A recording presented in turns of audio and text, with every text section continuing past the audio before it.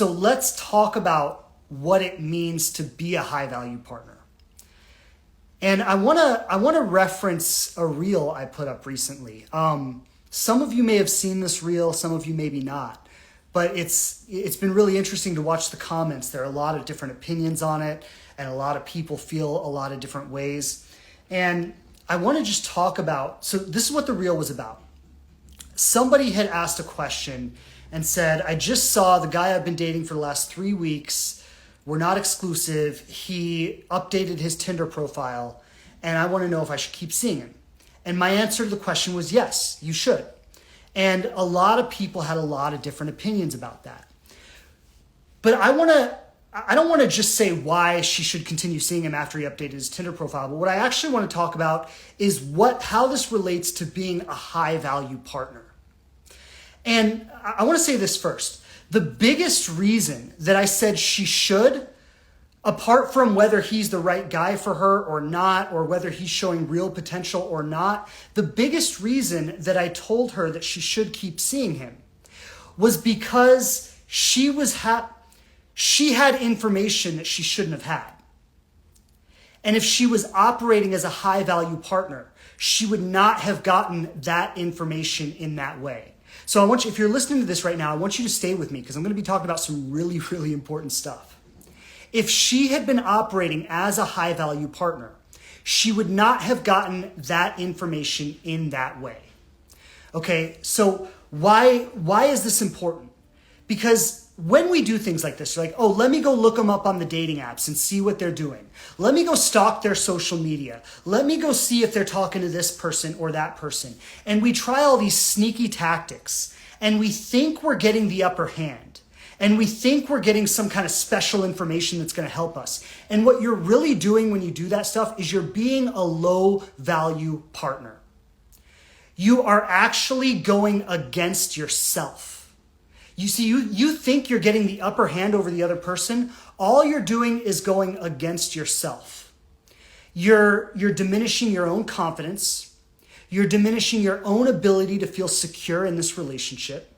You're diminishing your own ability to connect to your intuition and to connect to what is right for you and to feel into, is this somebody I feel safe with? Is this somebody I feel respected by?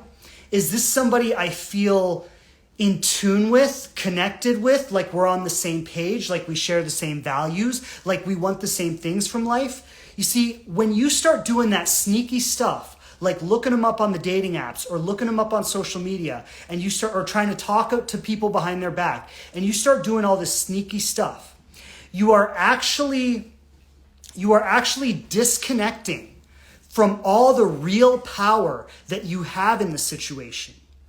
And you are trading it in for some shitty little pretend power that actually means nothing. And this is what I said in the video, and men and women might feel differently about this, so I'm totally willing to acknowledge that. But for those of you who are interested in a relationship with a man, I'm going to tell you how men see this. Okay, so you might feel differently about it. That's totally valid, totally okay, but I'm going to tell you how men see this. Okay, if I'm a single man who's not made a commitment with anyone, I am going to be on the dating apps. Now, you might have my full attention. You might be the only person on my mind.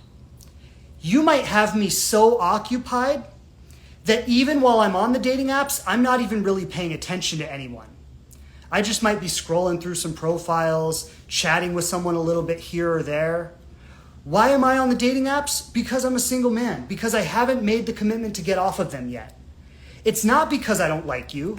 It's not because I'm not interested. It's not because I'm not taking you seriously. It's just because I have not turned that switch in my mind yet where I said, okay, I've made my commitment and I'm done with the dating apps.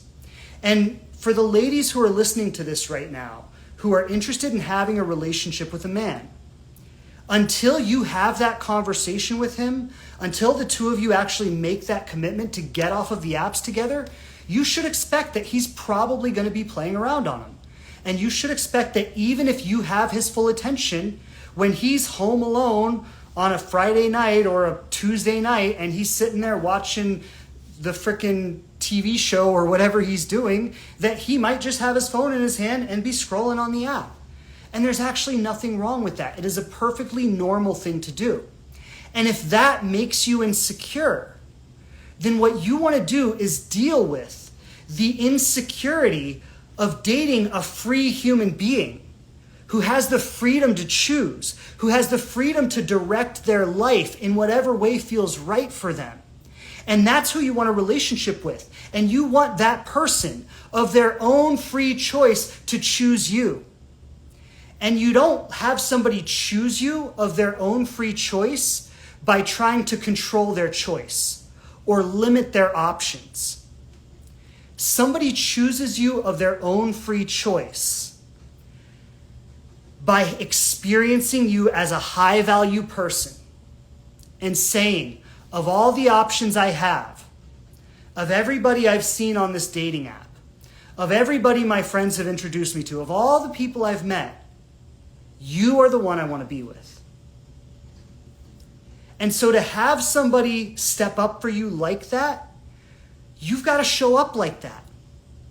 So drop all the sneaky tactics and start being authentic. Start being empowered.